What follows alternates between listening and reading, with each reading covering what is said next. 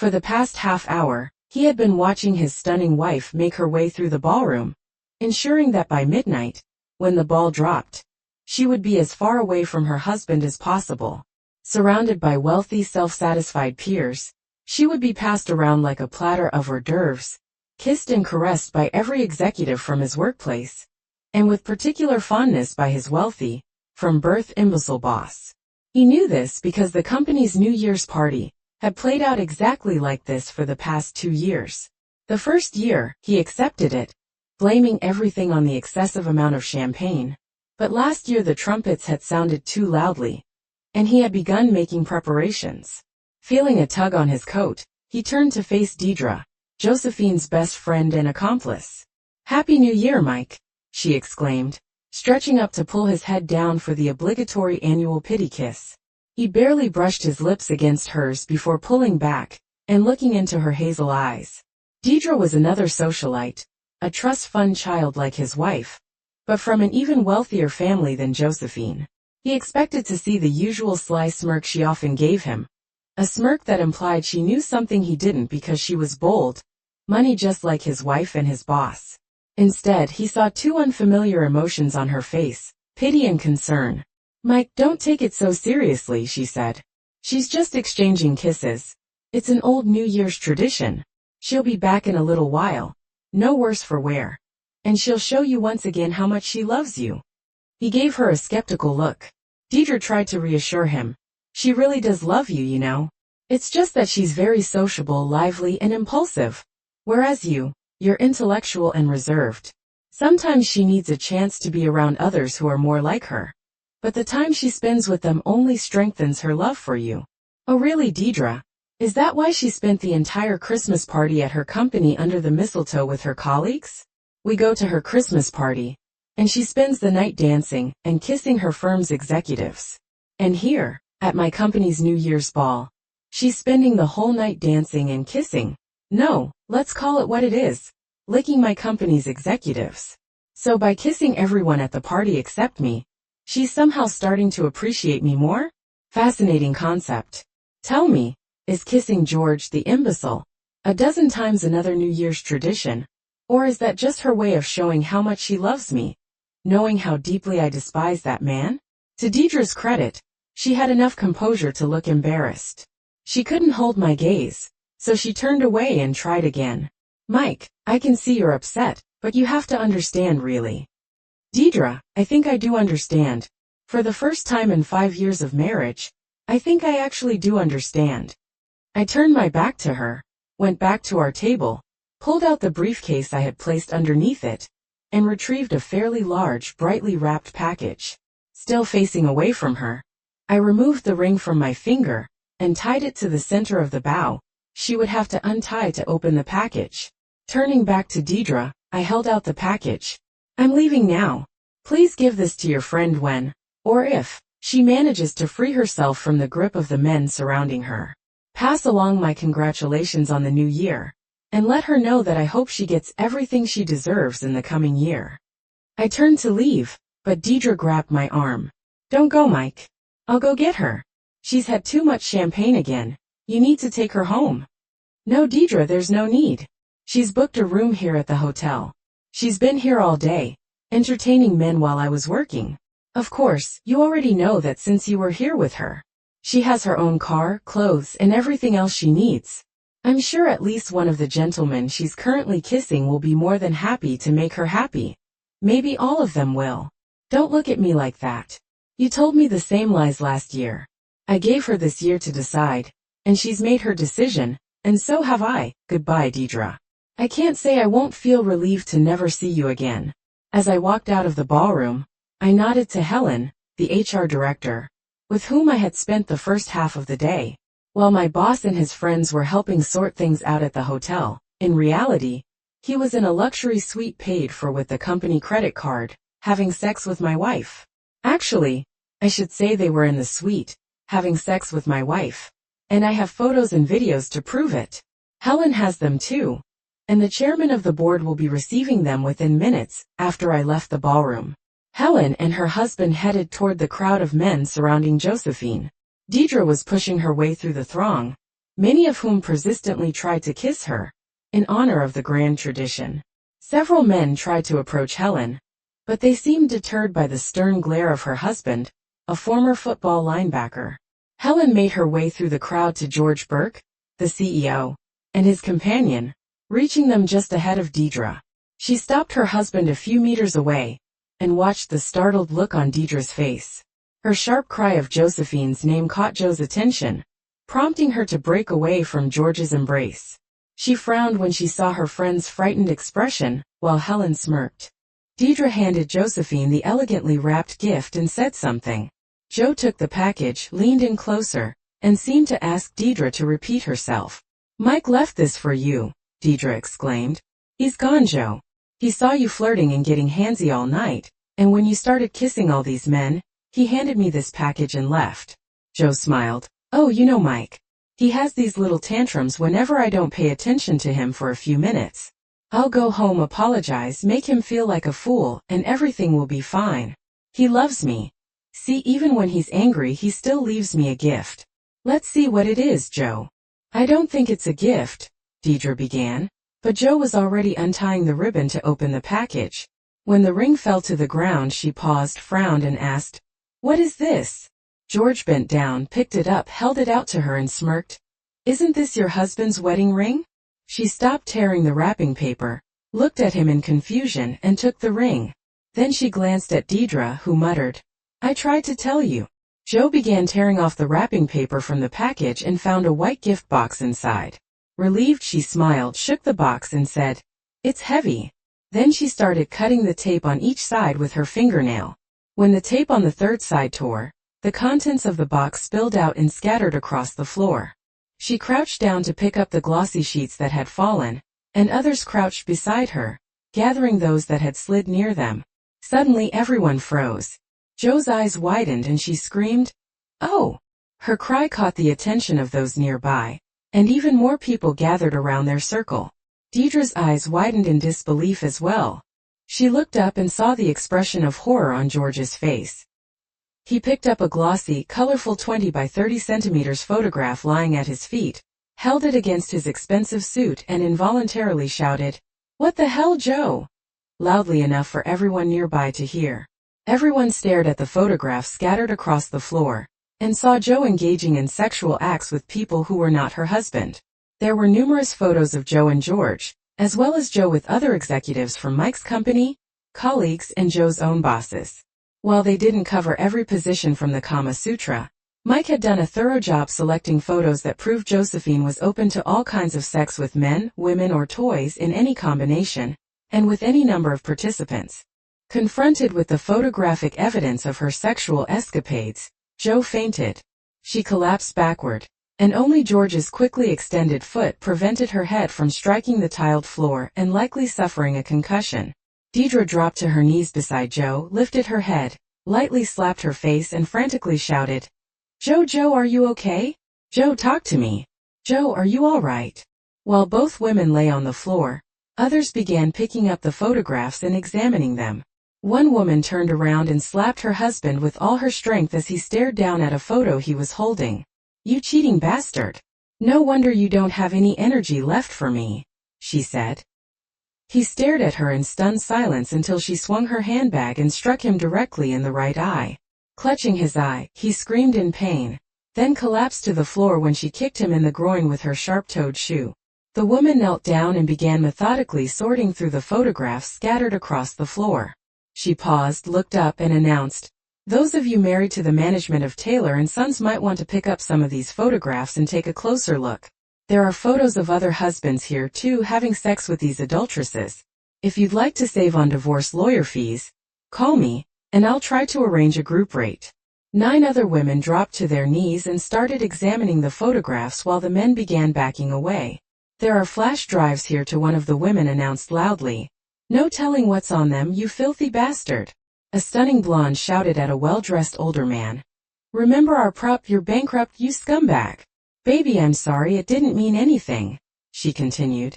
"She kept coming on to me, and eventually I gave in, but it was only once, and she wasn't even as good as you." The blonde screamed, shoving 2 more photos in his face. She got up from the floor, murder in her eyes, and stormed toward him, waving the photos and swearing up a storm. He stumbled backward, then turned and bolted out of the room. Another woman was sobbing, clutching her chest with one hand and waving a photo in the other. Her husband's face was buried in his hands, crying. A man held up a photo, displaying it to the elegant woman standing before him, and shouted, "What the hell is this? You an adulteress? Kept telling me I'd never get a threesome because you'd never be with another woman." She turned beet red, spun around, and staggered away on her 10 centimeters heels. Another woman picked half a dozen photos from the pile and, walking to the center of the ballroom, began calling out names.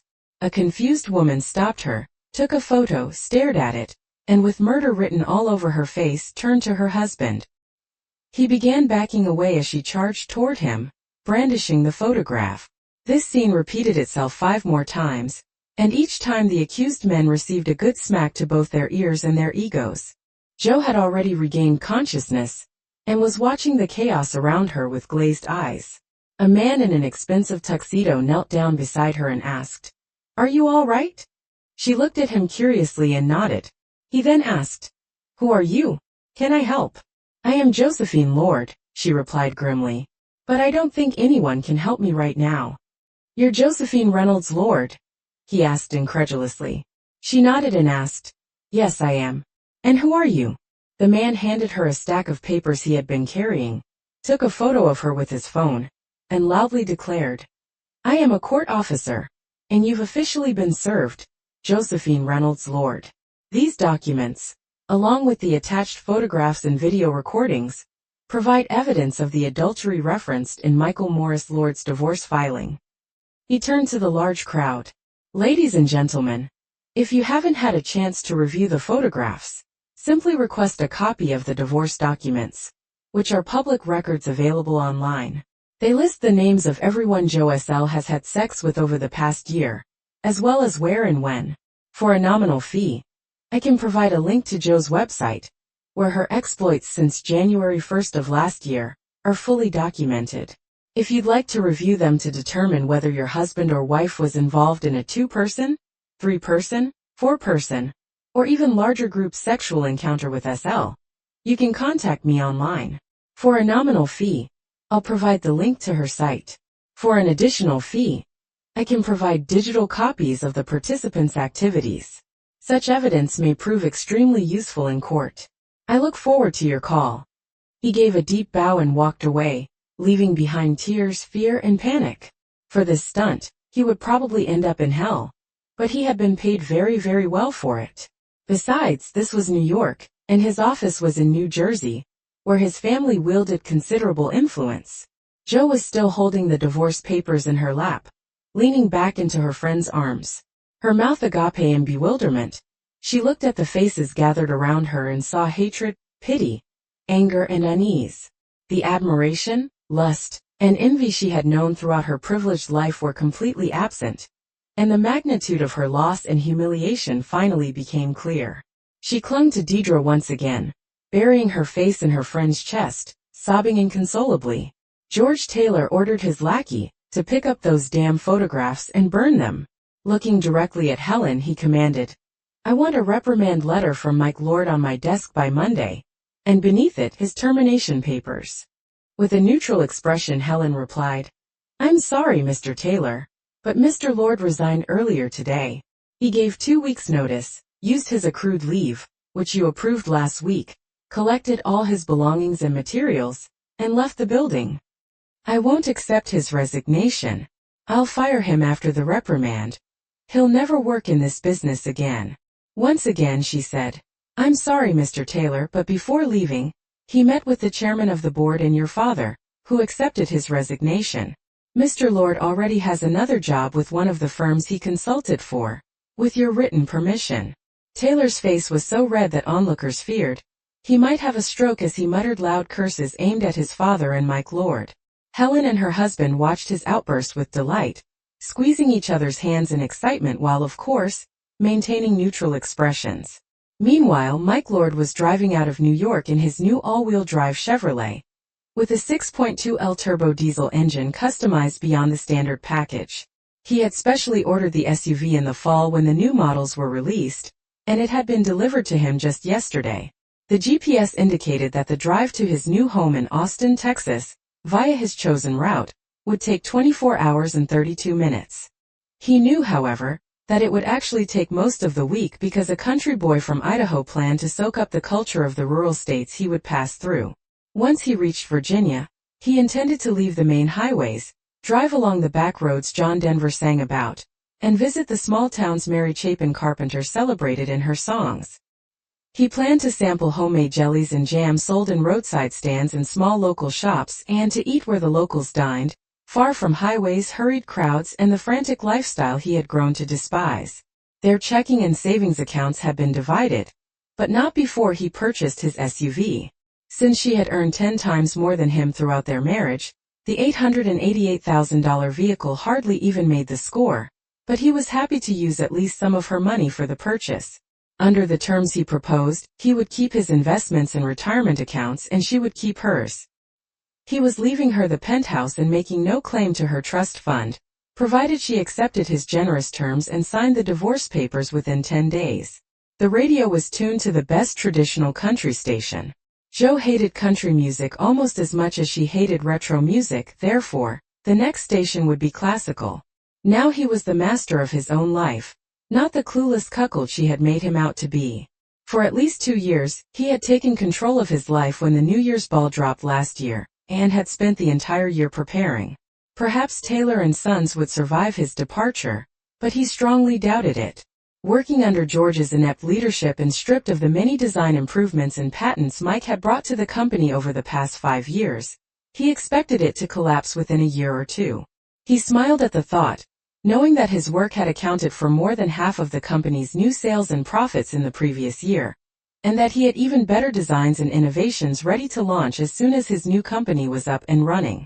Oh, his old boss, the current chairman of the board, and George's father, Randolph Taylor, would likely sell the business before it completely failed. But George would be exposed to the world as the incompetent fraud he was long before that happened. The thought made Mike smile. Tonight, he had publicly exposed George and his own adulterous wife as immoral and unprincipled societal rejects. Over the next year, he would reveal George's ineptitude as a businessman when his new company crushed the old one like a bug smeared across a windshield. The thought of it made him smile again. He wouldn't have minded being a fly on the wall to witness Josephine's parents learning about his stunt at the ball. Helen had already called to tell him how brilliant it all turned out. The fact that she scattered the photographs all over the ballroom exceeded his wildest dreams, even though he had intentionally designed the box to fall apart once the tape was cut on 3 sides. Her parents had always looked down on him, and were alarmed when their precious, perfect daughter decided to marry him. After all, he didn't even have an Ivy League education. The fact that his engineering degree from the Colorado School of Mines and his master's from the University of Michigan made him highly sought after in his field didn't matter to them. Better a liberal arts degree from Brown than such a mediocre pedigree. He smiled, thinking about the destruction he had caused and the destruction he was yet to cause. Deidre and her husband, Albert, drove Josephine home as soon as they entered the house, and she looked around. Jo started sobbing again on the way home. She had been rehearsing what she would say to Mike. She planned to explain that her affairs meant nothing to her and didn't harm their marriage. They were just a break or an attempt to influence decisions that affected her and Mike, to make their life better. Recreational sex only helped them. She had planned to argue it brought her back under control when she felt out of sorts, and she had learned things to please her husband and spice up their love life.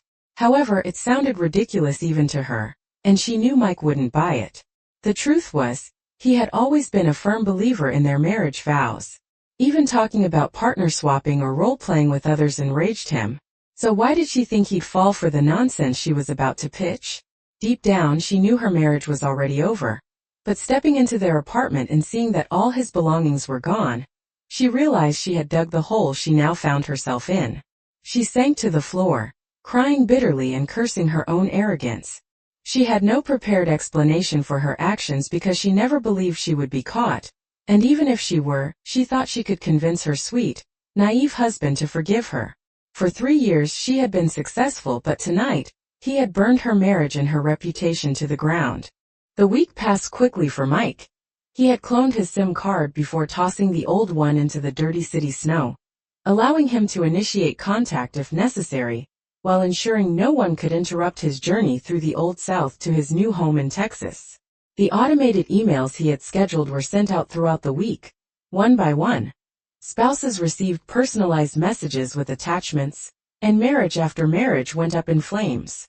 The thought of this outcome brought a smile to Mike's face. The email to Deidre's husband had been sent yesterday, and thinking about AL's likely response made Mike grin widely. Jo was responsible for her own actions, but Deidre's tales of the pleasure she derived from being an adulteress, and her persuasive encouragement for her friend to share the joy by spreading her legs, had certainly influenced Jo's decisions. It was now the 4th day, and back in New York, Deidre and Jo sat on the couch in their apartment. Now her apartment, since Al had kicked Deidre out after receiving the email and watching the video. The video included 5 clips of sexual encounters and an enlightening conversation between Jo and Deidre, in which they described their conquests and pleasures, listed their lovers by name, and occasionally laughed at their clueless husbands. Albert had forwarded copies of that conversation to the wives of the named men, at least the ones he knew, and he knew most of them.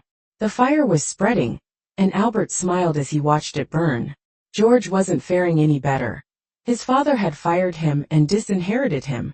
In fact, he had terminated all the senior executives responsible for tarnishing the company's reputation due to their actions. He had taken over as acting CEO, while the new vice president of talent acquisition and development, Helen, recruited top managers from around the world. Mike passed the exit from Martin Luther King Boulevard and prepared to turn onto Cesar Chavez Street. Driving past the Austin Convention Center, he saw Lady Bird Lake to his left, crossed Congress Avenue, and arrived at the exclusive high-rise apartment building provided by his new company. The rent was paid for 6 months, giving him time to find the home with trees and a garden he had always dreamed of. Once he got settled, he planned to buy a dog and start looking for a new partner, someone reliable who would enjoy building a home for him and their future children. His new business partners had already planned a barbecue, where they would introduce him as recently divorced, promising plenty of suitable women would be in attendance. Meanwhile, back in New York, the fire continued to spread. Exposed spouses were throwing others under the bus, and betrayed partners were sharing what they knew about other betrayed partners. Helen kept Mike updated on the events that he watched, the ever-growing flames of the massive New York scandal he had ignited, and smiled. The more he heard, the happier he was to have moved to Texas.